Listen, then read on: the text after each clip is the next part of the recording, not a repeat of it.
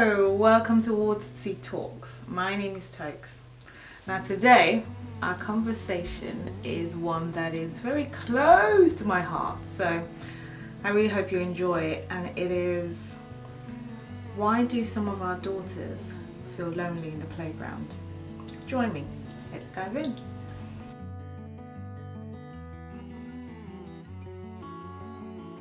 So my name is Tokes. I run a workshop for Watered Seed, which is to empower girls between the ages of 8 to about 14. But our YouTube channel is free for girls ages 8 and above. So we try to make sure the content is clean and clear so that young girls can watch it and they can learn from it. Now today's conversation is one that is really close to my heart, and I'm not sure how it impacts you, but I know that it must impact one parent out there, it must impact one young girl out there, and if it impacts that one person, I think it is suffice for me to actually discuss it. So I'm not going to go into all the nitty-gritty details, but I am going to share what I did and what the journey was like. So the topic for today really is, why do some of our girls feel lonely in the playground? I mean, my own situation was in the case of my daughter, and this was about 4 years ago, because obviously she's now almost close to her teenage years, and I thought it was a good time to discuss it. So at the time my daughter was in about year 2, and I remember she would come home and she would be really teary and she would say, "Mum, I have no one to play with in the playground." And at first I thought it was just, one-off, and then it started to become the norm. And she was just so sad, and I can remember she begged me to say, "Mum, can you homeschool me, because I have no friends and I don't want to go to school."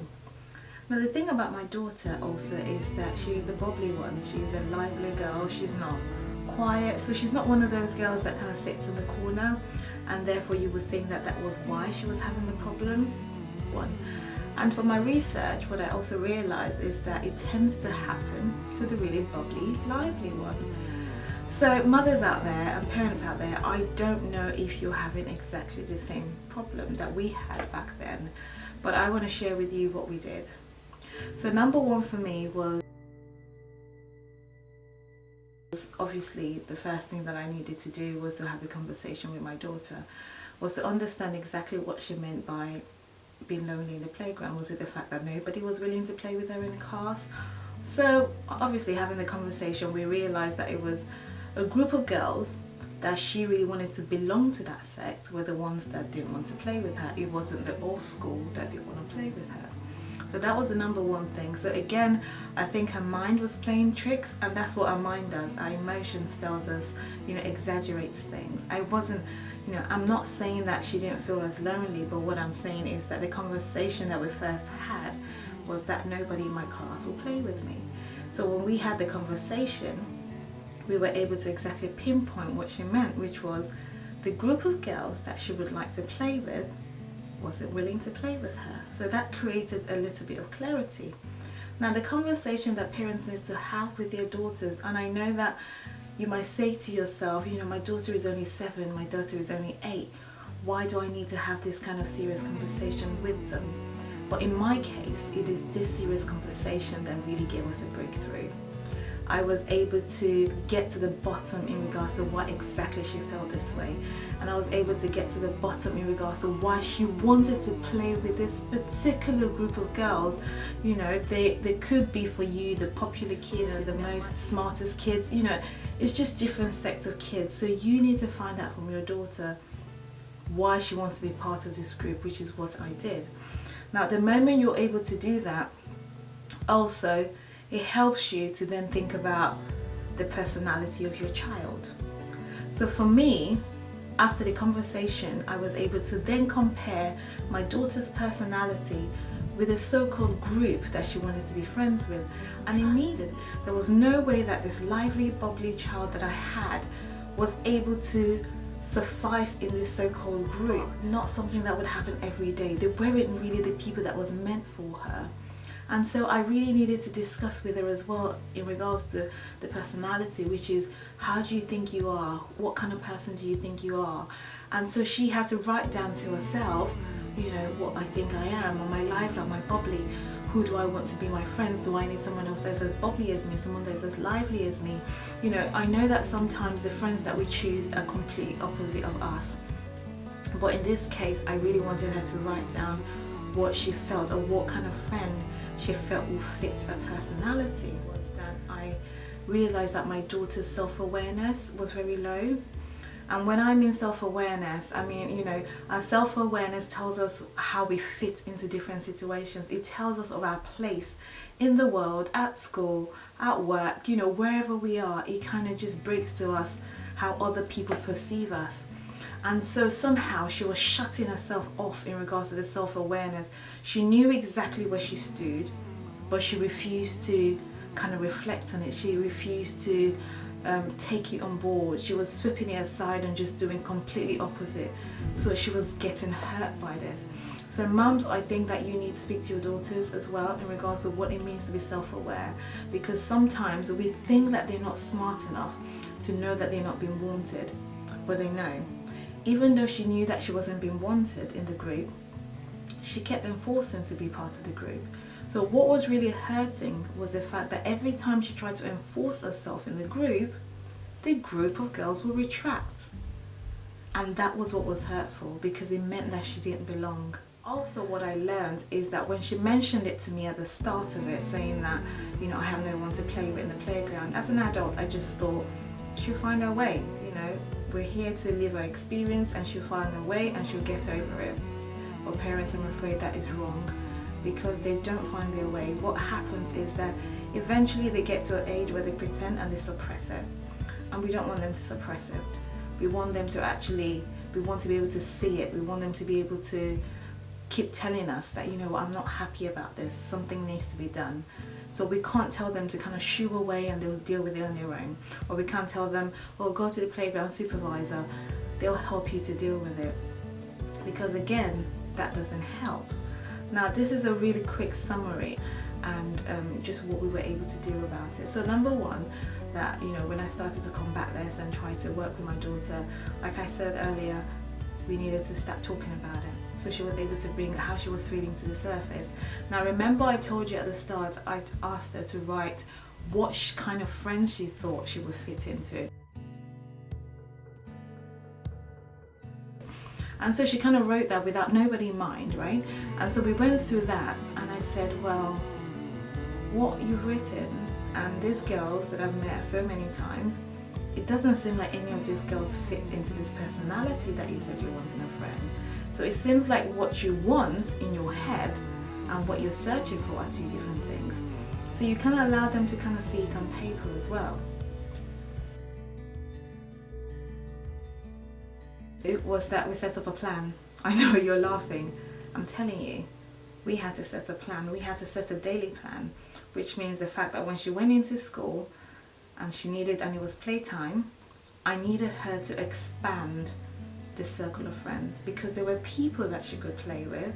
She just couldn't really play with this particular sect of girls. She needed to just move away from those girls and just find people that she needed to play with in the playground. That was our first plan. Was that we worked on being productive, because sometimes I think that when girls have too much time in their hands to think about things over and over again, things that don't really, I won't say it doesn't matter, but that thing takes so much space in their mind, it becomes bigger. So what we did as part of our plan was I created some productiveness. I allowed her to do things outside of, you know, thinking about friendship. We enrolled in so many things. We enrolled in rowing. We enrolled in, you know, activities that she hadn't done before. Another plan that we had was that we started to do things that involved like teamwork. Which means that, for example, football, where the group themselves will have no choice but to work as a group. So they start to build each other, and then she started to realize that, you know, it's not really about me, it's nothing to do with me. I work well with group, people like me, you know, I'm a good sports person. And so I started to build on her self-esteem. So another thing that I tried, but I'm not sure that, you know, parents out there might want to try it, was that I allowed her to experience almost like people being mean to her. So Initially when we had the conversation in regards to friends and why she was feeling isolated, she said she wanted to be friends with the same sort of girls, and I knew that it was going to blow up in her face, but you know what, I said okay. I let her try it out. So she tried it out, and then she came back to me and she said, well mommy, it didn't work. You know, it doesn't matter how nice I am to these girls, it just doesn't seem like they're my right group of friends. So she was hurt. I actually experienced one of the situation when she was hurt, but I kind of kept quiet about it, because sometimes they say experience is the best teacher, but you only want them to experience it in small doses where it doesn't fully damage the child. And so that was what we did, but I didn't let her experience anything further, because I knew straight away that okay, now we need to have a plan, and this is why we drove a plan. I also made sure that I was consistent. So every day after school, we would go through everything that had happened at school, from the teacher to playground to everything that was happening. So I needed to be consistent with everything that was happening to be able to help her and to be able to support her. So I allowed her to feel free to speak to me about the good stuff and about the bad stuff. And I also encouraged her to be honest about it, because when looking for the right friends, sometimes it is a lonely road, and I wanted her to understand that it's okay to feel lonely. It's okay to play with girls that are not particularly your best friends, but it's still fine to play with them. So another thing that I did, which again for me was really helpful, was that I sought wisdom. I sought wisdom in praying, because I didn't want to lead her out of my pain, out of my anger, in regards to why she was singled out and why she was being isolated. I needed to get wisdom. I needed to get wisdom from praying. I wanted to get wisdom from meditating, to make sure that I was leading her through the right light. Also, what was important throughout the process for me was that I realized that there were layers of different things that were happening at school that seems to be impacting my daughter at the time. And I think for parents it is very beneficial perhaps to speak to the teaching staff, to speak to the school staff, to understand if there were different things or if there were other things that were, you know, inhibiting your daughter or was making her isolated, because sometimes we think that it is just the only friendship circle, but what we then realize is sometimes there could be a member of staff that perhaps is making your child feel uncomfortable at school, so your child just feels like they're displaced, like they don't fit in. So I would also advise parents to have conversations either with the school head or to have a conversation with the class teacher. It was also very important to just listen to my daughter, to just listen to what she had to say, to listen to her feelings, to not also over baby her, because sometimes when they're explaining to you as their parents, we want to kind of just put them in a ball and just console them continuously, and then there is a time to do that, but we can't do that all the time. We need to build up the resilience in them.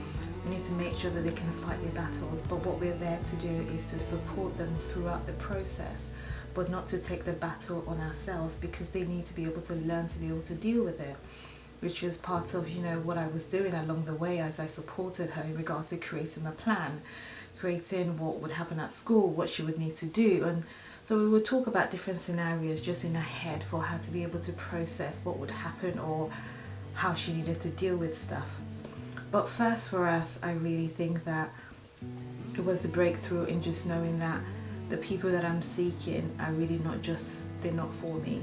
So I am seeking people that are not for me. I am seeking people that I would never be myself when I'm around them. That there's a lot of things that parents can do out there to support their daughter, but the one thing that I don't want you to do is to say that it is part of life and that they will get over it, because they don't get over it. I'm telling you, it damages the internal self-esteem of a child. It damages pretty much anything that will make them concrete. I'm hoping that I've been able to share some things that I did that helped me, but if you really want us to kind of discuss it, then please reach out to me by email. I mean,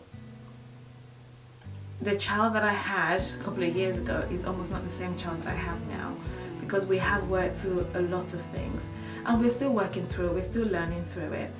But I really just children, it is not okay for our children to be isolated in the playground. It is not okay for them to be, you know, ignored in the playground. We need to work on them to understand that they need to build their own self-esteem, they need to be consistent, they need to love themselves, they need to be able to speak up to our parents, they need to be able to speak up also to their teachers. If you feel like you're in a school where the teachers can help, sometimes they can, sometimes they can't. So I really just want you to be aware is the first step, and it's just to take that step to start that conversation with your daughter. So I'm hoping I haven't rambled a lot, and I hope that you've taken something away from it. That is the end of our conversation today. So I will see you in another fortnight, okay? Have a good evening. Bye.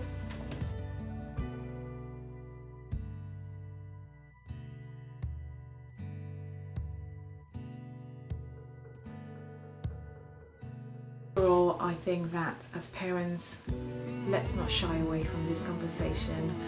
I know at the time, you know, I was thinking about all sorts of things. I was thinking, I have mixed feelings, you know.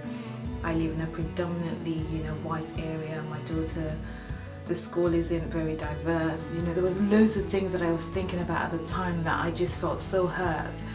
But as much as those things might matter, your child can still thrive regardless of if she goes to a diverse school or if she doesn't go to a diverse school. Our children can still thrive, and so we need to build that resilience in them, and we need to pay attention to the things that matter to help our children to